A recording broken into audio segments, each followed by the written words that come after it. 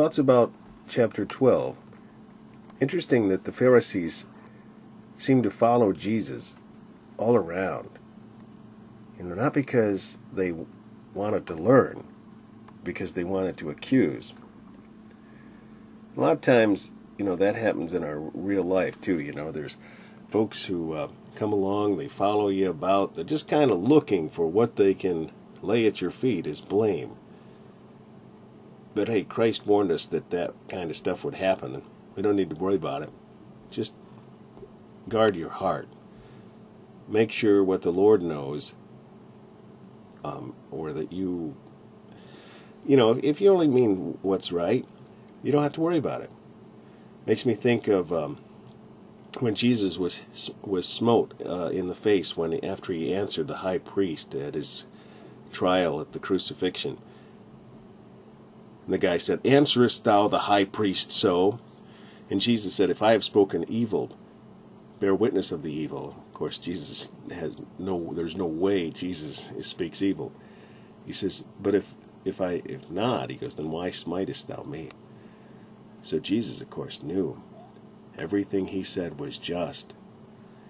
And let's see, then I go down through here, and there's the man with the withered hand. Once again, the Pharisees, chasing him around, trying to find an accusation. There's still people, at least both of these things refer to the Sabbath day. There's still folks who will actually come and bother you about when they think the Sabbath is.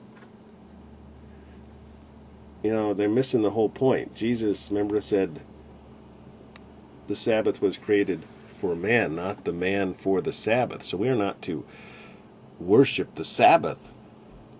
The Sabbath was there for us, for our rest, but also for Christ's rest, which is the point of it. That's why it was created for man. Christ's work during the Sabbath, while he rested in the tomb, was the work that helps us. That's how the Sabbath was created, for man, to help man. God was helping man big time there during that time. Okay, let's see. I'm not talking about this chapter much, am I? Let's see.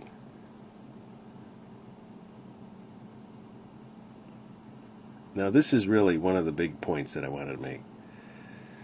We're familiar with this over here, where it says, "Whosoever shall speak a word against the Son of Man, it shall be forgiven him. But whosoever speaketh against the Holy Ghost, it shall not be forgiven him, neither in this world, neither in the world to come." This is very interesting, the Lord showed me.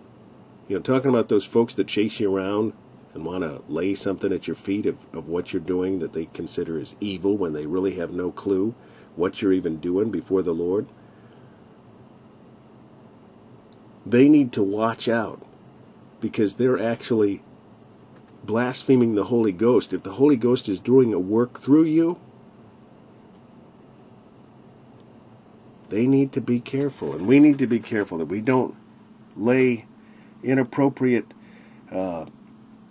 accusations against a Christian who we really don't know what they're up to, what they're doing to serve the Lord. I mean, there's just foolish folks that do that kind of stuff.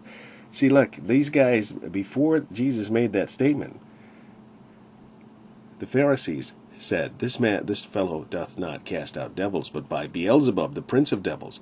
Now we know that Jesus cast out devils by the power of the Holy Ghost that came upon him when he was baptized.